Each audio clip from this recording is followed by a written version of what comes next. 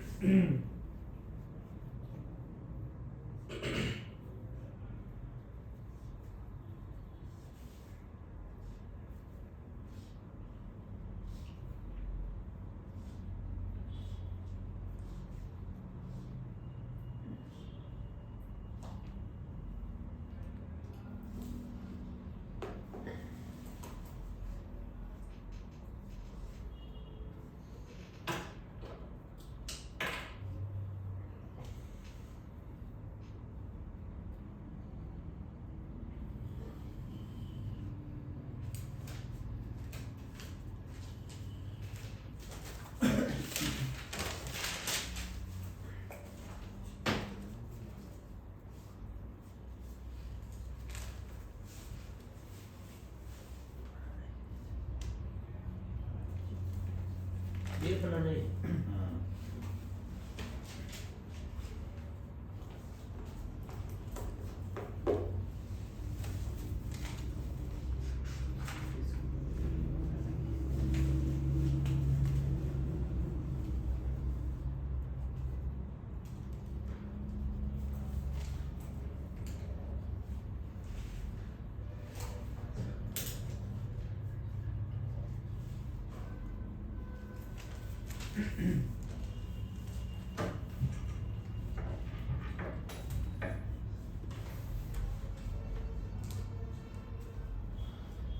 ये अपना normally chart होता है जो कि अपन किसका चार्ट है, बूम का। बूम 1000 का ये चार्ट है। इसके अंदर जो अपन ट्रेडिंग करते हैं तो अपन क्या ना एक नई स्टेज पे काम कर रहे हैं, अहेड ऑफ टेक्निकली एनालिसिस। तो आपको यहाँ पे कुछ चीजें ध्यान रखने वाली बात होती है कि जो मेन चार्ट ऊपर होता है, नीचे वाला क्या होता है, विंडो चार्ट। ये क्या चार्ट है, मेन चार्ट। Main chart. और second one this one is window chart. ये विंडो इंडिकेटर जो अपन इस्तेमाल करते हैं। मेन चार्ट के इंडिकेटर मेन चार्ट में इस्तेमाल हो गए। अगर आप जहाँ भी जाके अपन आई मीन मेरा कहने का मतलब है कि आप MT5 के अंदर जाके अगर आप ये चीजें करते हैं तो वहाँ पे आपको क्या होगा, देखने को मिलेगा कि वहाँ पे एक ओनली फॉर ये चार्ट मिलेगा, मेन चार्ट। और जैसे ही आप विंडो इंडिकेटर में कुछ भी चीज ऐड करोगे तो एक नया वाला आपके द्वारा सेट किया हुआ चार्ट आएगा। अगर अपन बात करें RSI की, तो RSI का किसने डिस्कवर किया था, जेविल्स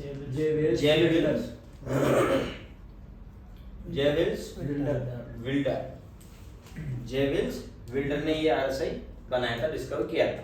ठीक है। उसके बाद इस RSI को लेकर अलग अलग स्टेज चलती है। तो ये जो है गॉड ऑफ टेक्निकल एनालिसिस है, इसके अंदर भी अगर आप देखोगे तो आपको वहां पे एक अलग ही टेक्निक इस्तेमाल की गई है इसके अंदर, RSI के अंदर। मतलब कि यहाँ RSI के अंदर क्या चीज मिल रही है, MA मतलब होता है मूविंग एवरेज, है ना। RSI की फुल फॉर्म क्या होती है, दूसरी क्या है, resistance strength index. Resistance strength index और relative strength index, both are same होती है इसकी। ये बात ध्यान रखनी, इन दोनों को मिक्स करके अपन यहाँ पे क्या करेंगे, एनालिसिस करेंगे कि मार्केट क्या मूवमेंट देता है, मार्केट कहाँ से क्या फ्लक्चुएशन देता है, या मार्केट में कहाँ एंट्री बनती है, या मार्केट अपने कहाँ एंट्री है।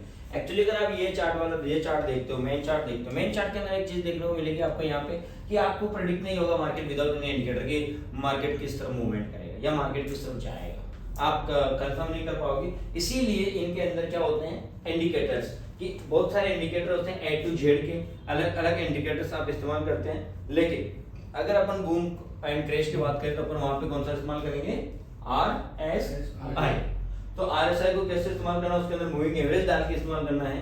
तो आपको यहाँ पे एक चीज देखने वाली बात है कि जैसे ही आप ये बनाना चाहते हैं तो सबसे पहले इसकी पूरी जो सेटिंग्स होती है उसको करना है। तो सबसे पहले पीरियड क्या है अपना 6 और लेवल्स क्या होंगे इसके 7, 8, 9 और 92, 93, 94, 7, 8, 9 एंड 92, 93, 94 ये अभी नया है। ये लेवल्स है, ठीक है, आरएसआई के नए वाले लेवल्स है। अब ये लेवल्स यहाँ पे मिलेंगे आपको, हाँ कुछ लेवल्स आपको यहाँ मिलेंगे और 3 लेवल यहाँ पे मिलेंगे। फिर उसके बाद में अपने एमएमए क्या करना है, एमएमए पीरियड्स को करना है 5, ठीक है, और क्या करना होता है एक्सपोनेंशियल, एक्सपोनेंशियल क्या करना होगा एक्सपोनेंशियल। जैसे आप करोगे ये बीच वाला चार्ट यहाँ पे आपको मिलेगा। तो ये होता है कि आपने जो मैंने सेटिंग्स लिखवाई है उसके अकॉर्डिंग टू ये होगा, उसके अकॉर्डिंग टू ये होगा। अब आपको क्या करना है, इसको समझना है कि वास्तव में मार्केट जो इंडिकेटर के अकॉर्डिंग टू मूवमेंट दे रहा है या नहीं दे रहा है, ठीक है। अब जैसे कि यहाँ पे है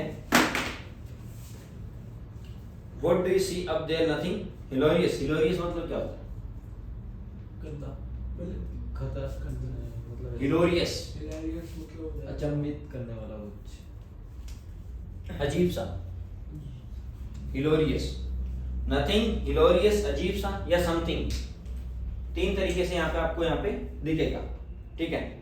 hand giving as a fold details structure. अब अगर आपको इसके पिक्चर के अंदर समझना है तो आपको क्या करना पड़ेगा कि when ever market is touch 92, 93, 94 या 7, 8, 9, देन मार्केट सपोज 7, 8, 9 अगर अपर मानते हैं अपन 7, 8, 9 यहाँ है, 92, 93, 94 यहाँ है, then suppose market is according to RSI and moving average to touch upper line 7, 8, 9, then market definitely go to fall down. अगर मार्केट ऊपर जाके टच करता है 7, 8, 9 को अपने RSI MA का जो सेटिंग्स है उसके अकॉर्डिंग ये लाइन, तो देन मार्केट किधर आता है नीचे। और सेम थिंग्स है कि अगर मार्केट नीचे टच करता है तो डेफिनेटली मार्केट किधर आता है ऊपर। बट शर्त कंडीशन अपन किस वाले चार्ट में देखते हैं इसको, M1 से M5 तक किसी भी चार्ट में आप लोग चाहो इसको कर सकते हैं। बट अगर अपन बात करें MT5 की या MT4 की तो उसके अंदर डायरेक्ट सीधे दिखाता है M1 से M5, M1 और M5, तो अपन ज्यादातर यूज करेंगे M1 और M5, ठीक है। M2 की तो दिखाता है ज्यादा पिक्स डिफॉल्ट सेटिंग इसकी M1 और M5 है।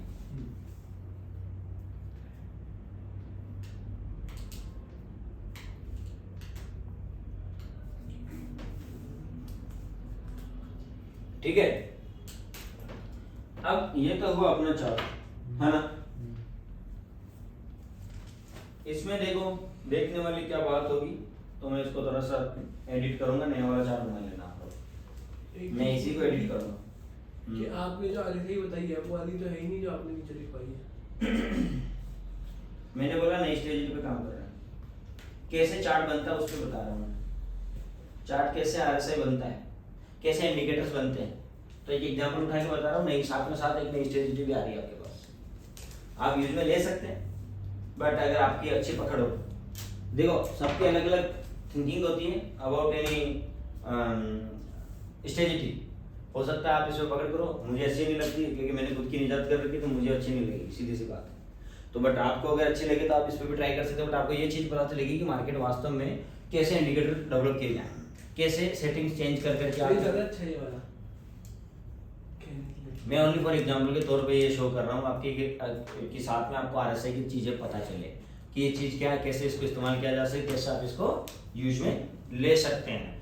बस मैंने मेरा वाला चार्ट इसलिए नहीं बता रहा हूँ क्योंकि वो आपको आता है, आपने देखा है सब सिस्टम। बट थोड़ा सा इसमें फेरबदल हुआ है कि मैं इसमें एक एमए भी डाल दूँ, मैं इसमें एमए डाल दूँ, वहाँ तो मेरा पूरा आरएसआई है, बट यहाँ पे क्या ऐड किया जा रहा है इसके अंदर एमए, तो वो एमए का सिस्टम दिखा रहा हूँ यहाँ पे। मेरा वाला चार्ट तो आपको एकदम करेक्ट रोक के दिखाएगा, आगे पीछे किसका भी तो मूवमेंट नहीं देता वो एक जगह स्टेबल रहेगा। पर थोड़ा ये डिफिकल्ट होगा, ये डिफिकल्ट होगा। आप जैसे इसको मूव करोगे आगे पीछे तो मूविंग एवरेज है, इसलिए वो भी क्या होता है साथ का साथ मूव होता है, अपनी ये जगह छोड़ता है नीचे से, ठीक है। नया वाला और डिब्बा बना लो इसका, नया वाला डिब्बा बना लो इसका।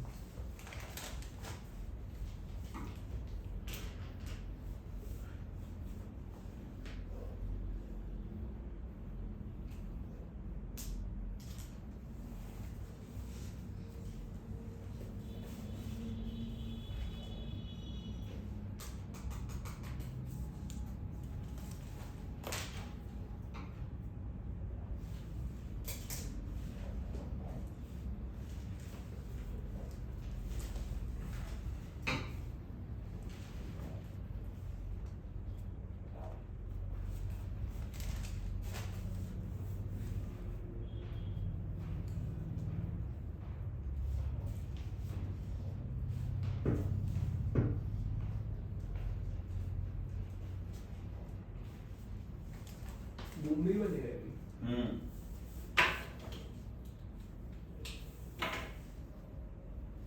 Same same same.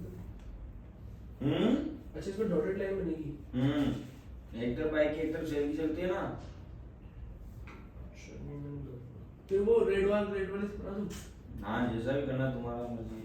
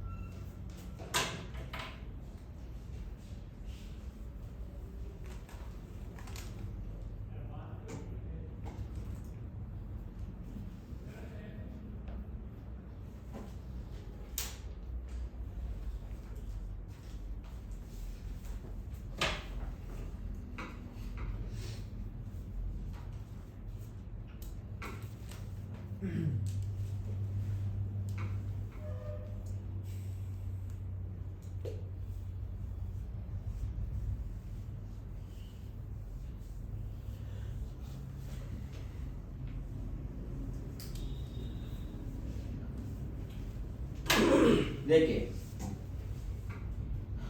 you see above always follow the EMA 5 to see where price has reached when it touch the 789 levels। Market जहां भी 789 लेवल्स को टच करता है क्या होता है प्राइस?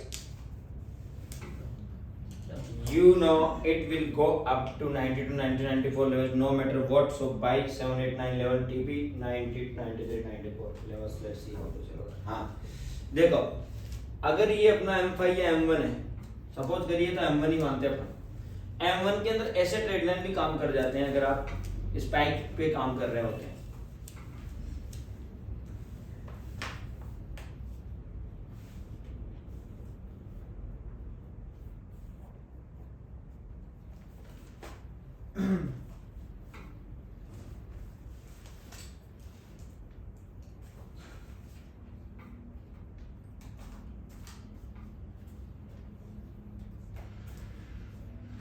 बता दूं?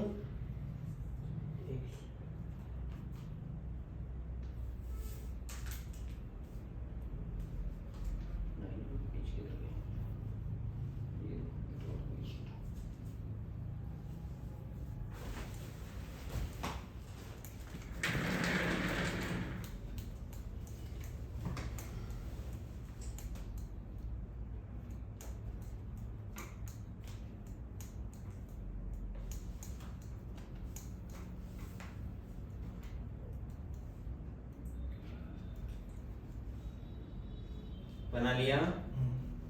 देखो जैसा कि आपको ऊपर दिख रहा है कि हमेशा always follow the EMA 5 to see where price has reached. देखो ईएमए हमेशा फॉलो करता है जहां प्राइस रीच्ड करता है। अगर डाउन रीच कर रहा है तो मार्केट डाउन आ रहा है, ये वाला डाउन रीच कर रहा है तो मार्केट डाउन आ रहा है, और अपर पे जाके अगर अपर चार्ट को फॉलो कर रहा है वहां पे रीच कर रहा है तो मार्केट अपर टच कर रहा है। मार्केट अगर इनसाइड जिग चल रहा है तो मार्केट यहाँ भी क्या कर रहा है? जिग चल रहा है। ठीक है, when it touch this 789 level, market जब भी 789 लेवल को टच करता है तो वहां पे क्या हो रहा है? मार्केट क्या हो रहा है वहां पे? You know it will go up 9 to 994। अगर 789 पे टच करेगा मार्केट, जैसे कि यहाँ पे, तो सबको पता है वो कहाँ जाएगा? 90 to 93 94 अपर में RSI के अकॉर्डिंग टू। डिजाइन बाद में करेंगे कि मार्केट कहाँ जाएगा। अगर अगर अपन 92 93 94 डाउन में मान रहे हैं तो मार्केट यहाँ टच करने के बाद कहाँ रीच करेगा 789 लेवल के ऊपर अपने आरएसआई के अकॉर्डिंग। ठीक है, तो वहां पे देखो कि you know it will go up to 92 93 94 levels no matter what, so buy on 789 levels. आपको कहाँ बाय करना है 789 लेवल्स पे यहाँ पे बाय करना है और टीपी कहाँ रखनी 92 93 94 अपर टच का। वो कितने स्पाइक में जाता है डजंट मैटर, मैटर नहीं करता है, समझ गए। और ऐसा ही है, आप इस चीज को भी फॉलो कर सकते हैं ट्रेड लाइन को। कैसे, जैसे सपोज करो आपने इस पॉइंट पे आपने एंट्री लिए, यहाँ पे एंट्री लिए, फिर आप अपनी ट्रेड लाइन बना सकते हो ऐसे होल्ड करके रखना, ऐसे ट्रेड लाइन बना दो, इसको ब्रेक नहीं करेगा, ये मार्केट वापस रीच करेगा तो ये ऑटोमेटिक यहाँ जैसे यहाँ रीच करता है आपका टीपी हो गया। वो इस स्ट्रेटेजी के अकॉर्डिंग की बात कर रहा हूँ मैं कि मार्केट में आप जैसे एंट्री लेते हो यहाँ पे आप ट्रेड लाइन इस्तेमाल कर सकते हो। बस याद रखिए कि ये वापस ना आए, क्योंकि ब्रेक इवन होना चाहिए आपका। क्या होना चाहिए यहाँ पे ब्रेक इवन, तो मार्केट अपर अपर अपर जाएगा। ब्रेक इवन कैसे बनता है? ब्रेक इवन बनता है जैसे आपने एंट्री ली और ये स्पाइक आ गया, अब यहाँ पे आप एसएल बना दो, जस्ट उससे 2 या 3 कैंडल होगा, वो ब्रेक इवन हो गया। बात एक ही है। हाँ? एसएल और ब्रेक इवन नहीं, एसएल तो होता है कि अपन लॉस को बुक करते हैं, लेकिन ब्रेक इवन लॉस बुक नहीं करता।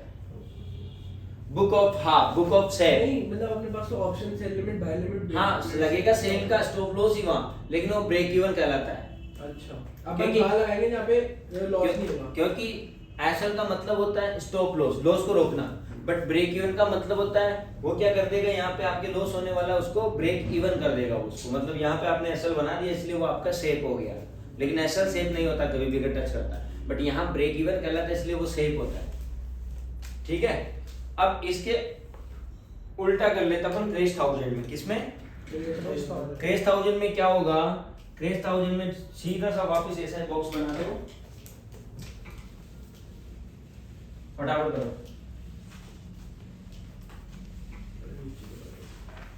इंक लेके आया था ना कोई यार, ग्रीन वाली थी। अरे भाई साहब ब्लैक वाला काम आता है, ग्रीन वाला क्या लेकर।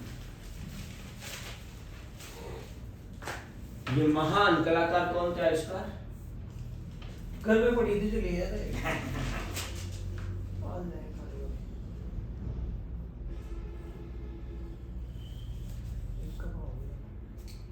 सूख गया अब ये, और जल्दी जितना जल्दी इसमें इंक डालोगे तब तक काम करेगा। इंक सूख गई ना एक बार नोक में, तो फिर आप इंक डालो चाहे इंका डालो, कुछ नथिंग नथिंग नथिंग कुछ भी नहीं है। अभी तो नए लाए थे, ये सूखे लगे हो गया खत्म, चला खत्म चला होता है। खत्म भी तो होता है। अरे यार बीच बीच में क्या इतनी देर जाए मैं जा रहा था, इधर सोच रहा था मैं नहीं जाऊँ जाना ही पड़ेगा।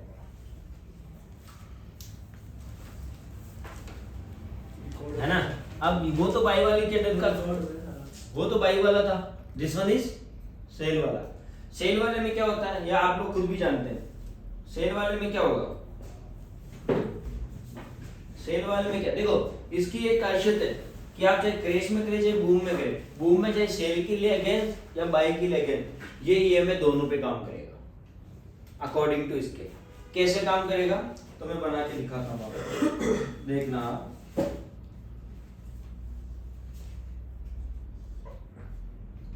तो क्रेश में बाइक लेंगे तो भी नीचे आएगा।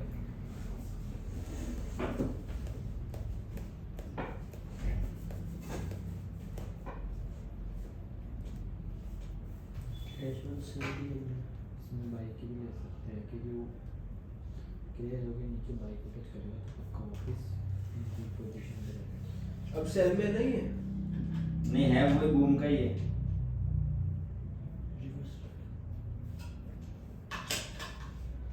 अच्छा जिगजैग करके सेल बनाएगा।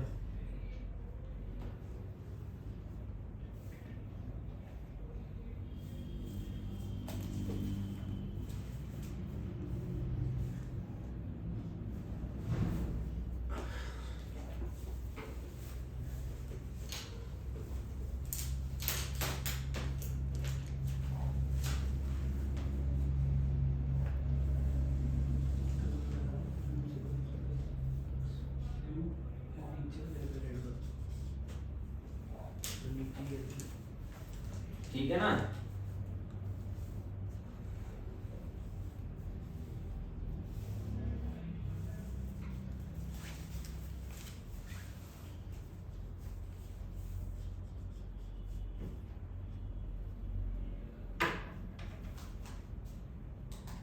देखिए यहाँ पे क्या हो रहा है, ये वाला पॉइंट देखिए आप, पहला वाला ये है, दूसरा वाला ये पॉइंट है, ठीक है। और यहाँ भी देखोगे तो पहला वाला ये है, दूसरा वाला ये। तो यहाँ पे क्या होगा,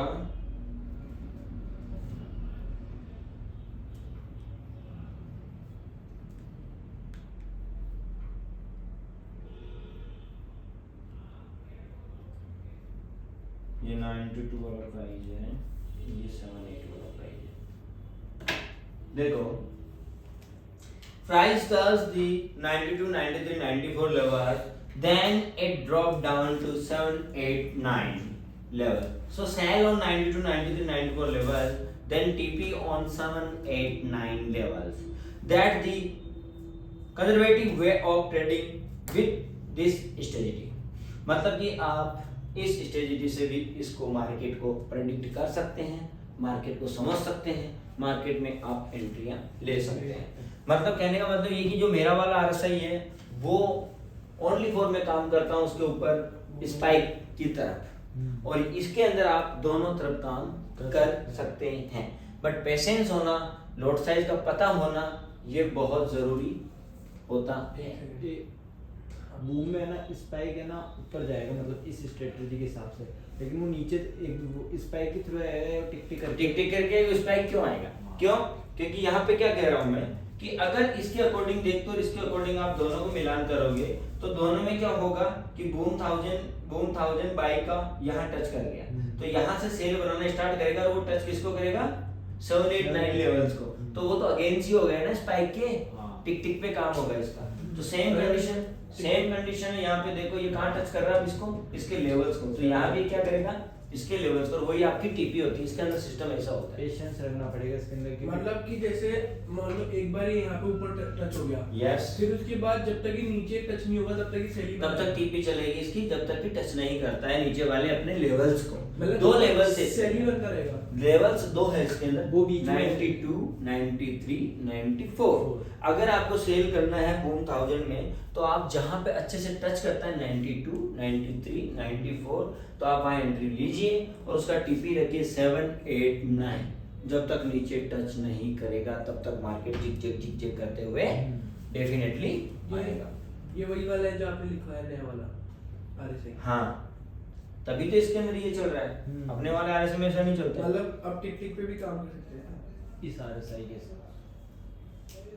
हाँ,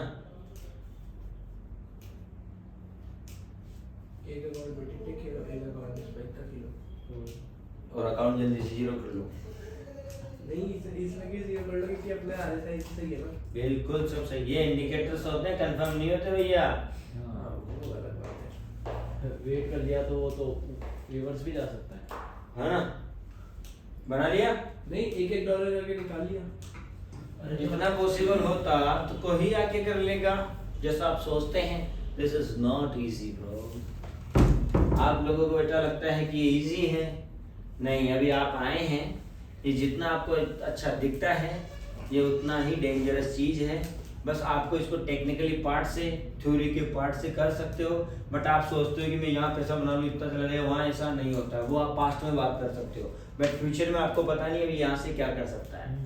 तो इसलिए आपको पूरा कैलकुलेटिंग करके ही मार्केट को, सिस्टम को समझना चाहिए, मार्केट के रूल्स रेगुलेशन फॉलो करने चाहिए। तो जैसे कि बताया गया ना, make peace with your losses, make peace with your losses.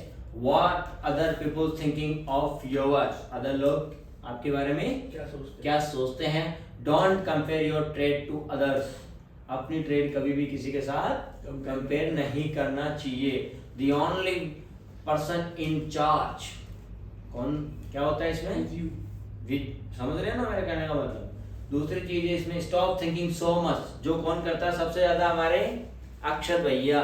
Stop thinking so much. आप इतनी सोच यहाँ मत रखिए कि आप ओवरलोडेड थिंकिंग रख रहे हो। ओवरलोडेड थिंकिंग तो इतना है यहाँ पे कि आप हर चीज में पैसा बनाने की सोचते हो, लेकिन दिस इज इम्पॉसिबल। क्योंकि जो सिस्टम देता है, जो सिस्टम के रूल रेगुलेशन है, उसके अकॉर्डिंग ही आप यहाँ पे अर्निंग कर सकते हो। या आप मार्केट को पकड़ सकते हो, या मार्केट की सिचुएशन को कंट्रोल, मार्केट के मूवमेंट को कंट्रोल, मार्केट के प्राइस एक्शन को कंट्रोल कर सकते हो। अगर ये सारी चीजें हो तो, नहीं तो नहीं, आप कुछ नहीं कर सकते हो। ठीक है। दूसरी चीज, do not anticipate and move without market. Do not anticipate and move without market confirmations. जब तक मार्केट कंफर्मेशन नहीं देता है, जैसे कि आप कहीं भी बीच में घुसोगे तो गड़बड़ होगी। जब तक मार्केट कंफर्मेशन नहीं देता है तब तक don't enter in the market, है ना। और in your trade is your insurance that you are right और wrong, that you are right और रॉन्ग। तो बीइंग ए लिटिल लेट, ये सब कब होता है? Being a little late. तो ये चीज आपको रखनी चाहिए। दूसरी चीज, trading is a 90%, trading is a 90%, 10% is skill. So please don't, क्या, don't thinking so much mister Arora जी, आपको बोल रहा हूं मैं। आप हर चीज में अपनी सोच लगाते हैं, लेकिन यहाँ पे कंट्रोल करिए। कंट्रोल नहीं करोगे तो आप जिधर भी देखोगे उधर ही घुस जाओगे, और जिधर भी जाओगे उधर ही मगरमच्छ क्रोकोडाइल बैठा है, आपकी अच्छी खासी बॉडी का इंतजार कर रहा है, क्योंकि इसके अंदर बहुत ज्यादा क्या है, मसल्स। हमारे ही नहीं करेगा, आपका पक्का करेगा, और एक मार साहब। सो प्लीज केयरफुल, आप लोग केयरफुल रहिए। ज्यादा रोटियां खा ली क्या? नहीं ऐसे कैसे हमारे साहब कैसे आए? आ जाते हैं मारता तो उतार लिया क्या इधर? हाँ। अब जो एक्टिव नहीं रहता तो मेरी बातें उधर ही जाती है। हाँ, मैं देखता इधर हूँ लेकिन नजर मेरी रहती है। मैं उतार लिया। Okay, note down next point. रोटे लगाओ सारी। What is last point? What is last one? Z trade. तो वो ऐसा चार्ट क्रेश में सब में चलता है। हाँ, तो ये उल्टा कर ले इसका। बस बस बस, मैंने उल्टा तो कर तो दिया इसको। वो घूम का ही लिखा ना आपने। हाँ, नेक्स्ट वन क्या है? बताओ। अरे लास्ट वन क्या था? हाँ, जेड पहला था। ए बच गया ना क्या? Okay. Second one class Z trade. Z trade हो गया। Second one class Z trade. हाँ, what is your topic? Z trade. Class Z trade. Class Z trade. Okay, note down. First one is high probability.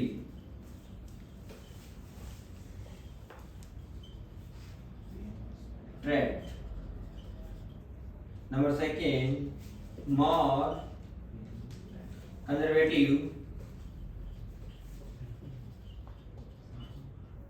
trade.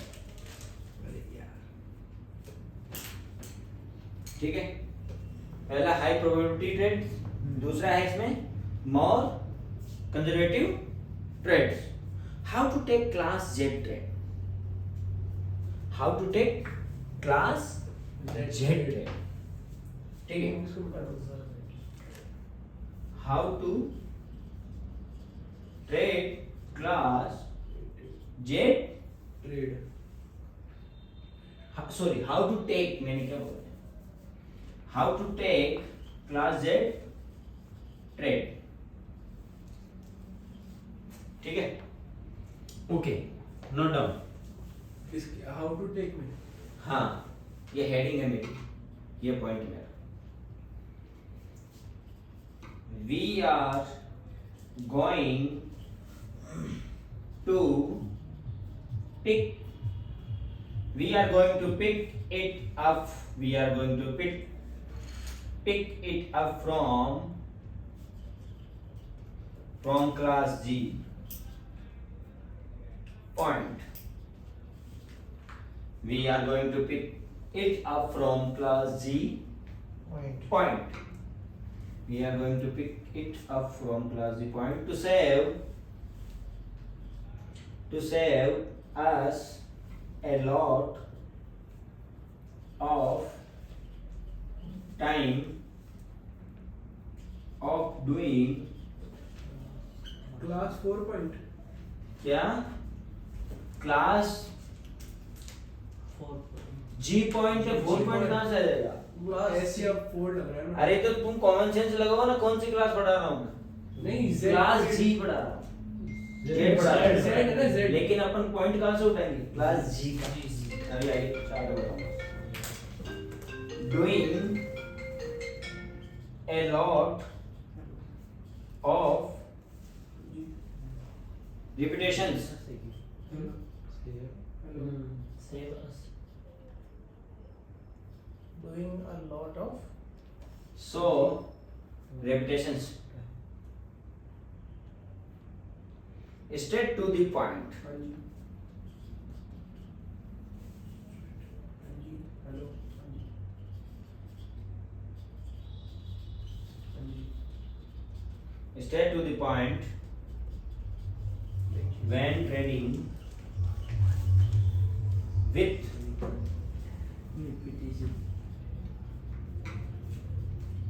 class Z you analyze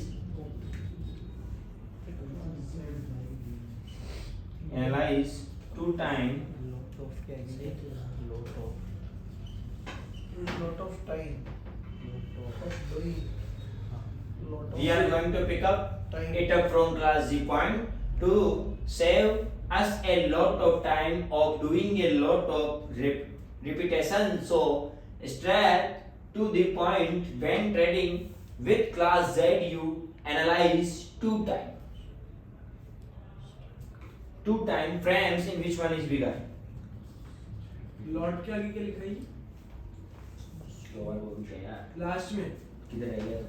Lot of repetitions. अच्छा okay.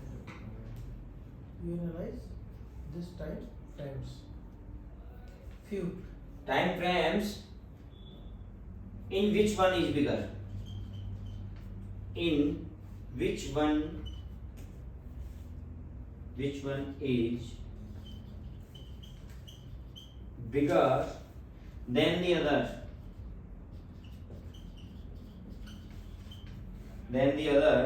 By 4 times.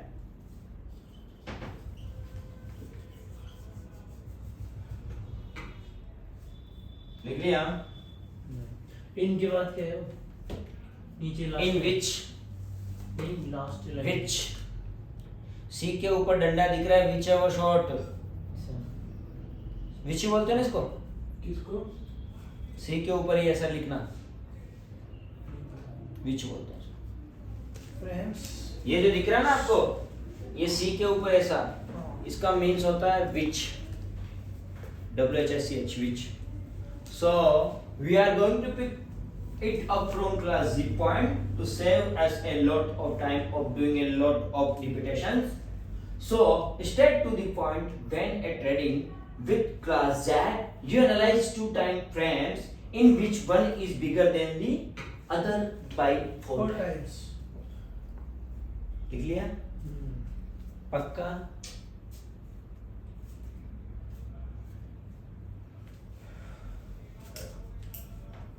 बिठा दूं?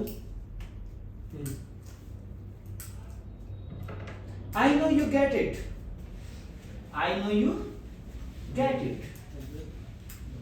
लिखो, I know you get it. मतलब हिंदी में क्या मतलब उसका? I know you get it का मतलब क्या होता है? मैं जानता हूँ तो मैं समझ गया। लेकिन मुझे पता नहीं है। आ गया क्या? ना हाँ? I know you get it. Let me tell you.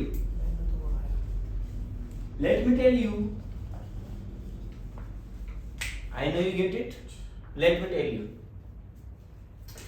Daily chart in H4.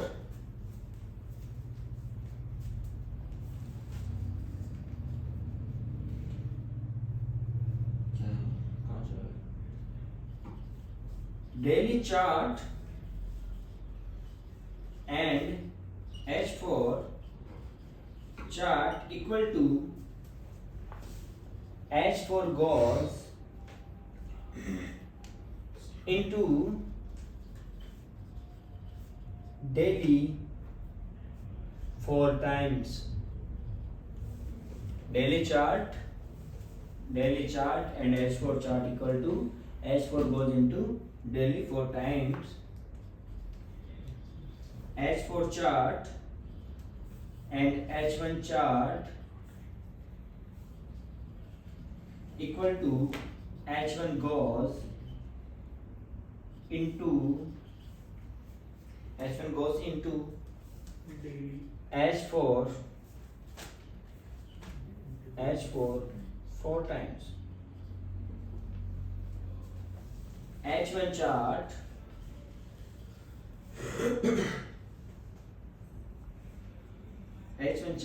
and M30 H1 chart and M30 M15 goes M30 15 goes M13 goes into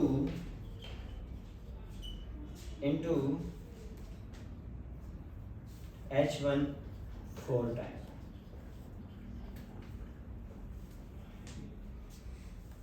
Wait, गलत हो गया. H1 chart into M30 ठीक है. Next one M30 chart M15 chart and M5 equal to M5 goes into M30 M15 4 times. M5 chart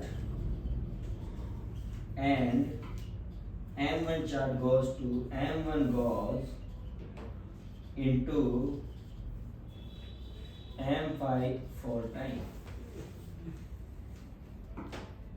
You get it now? Okay? You get it now? नहीं हम ना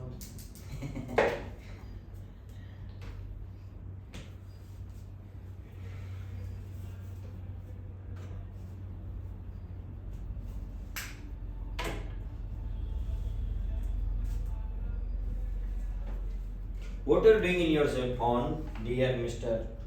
Pritam Das Gupta?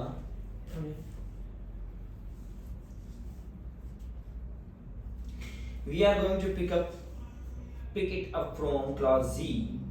Point to save us a lot of time of doing a lot of repetition. So 10 the point when trading with class Z, you analyze two time frame in which one is bigger than the other by 4 times. I know you get it.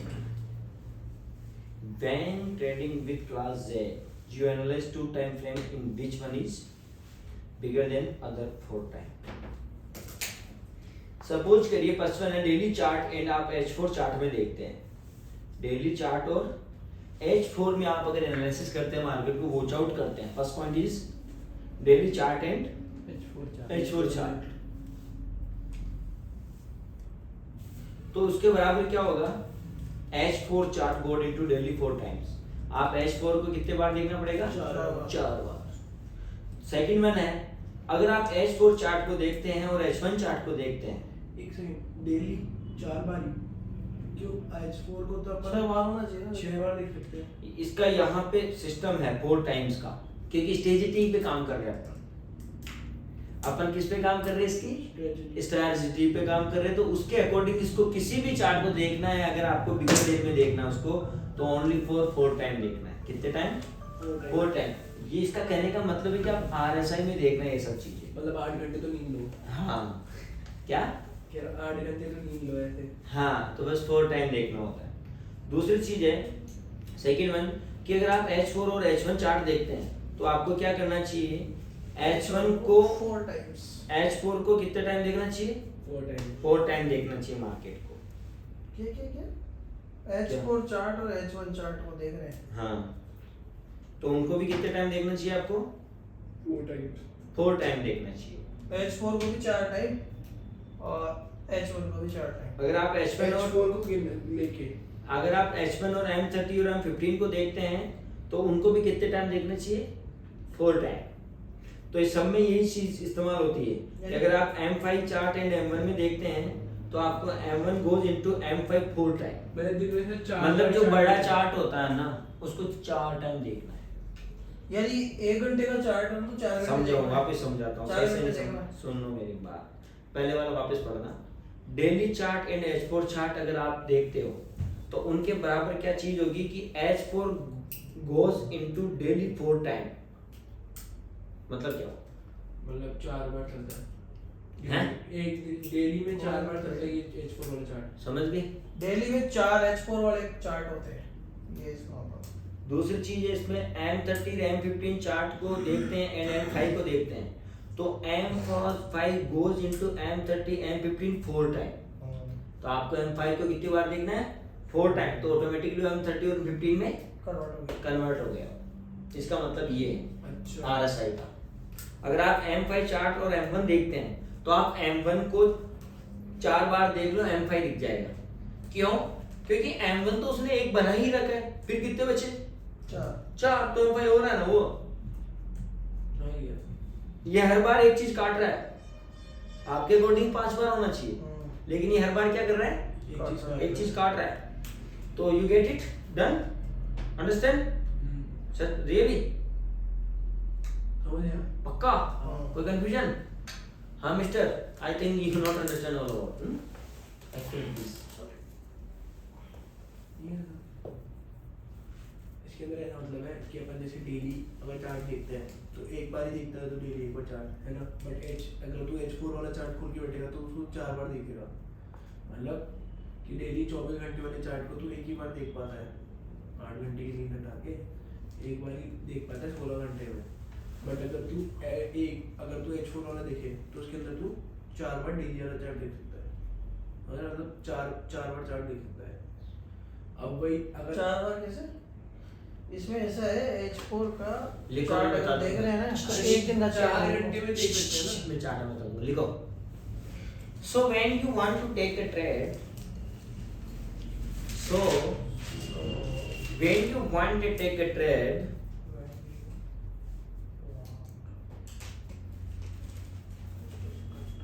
in M1,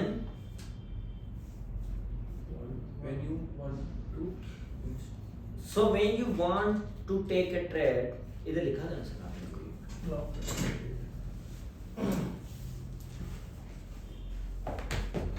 board पे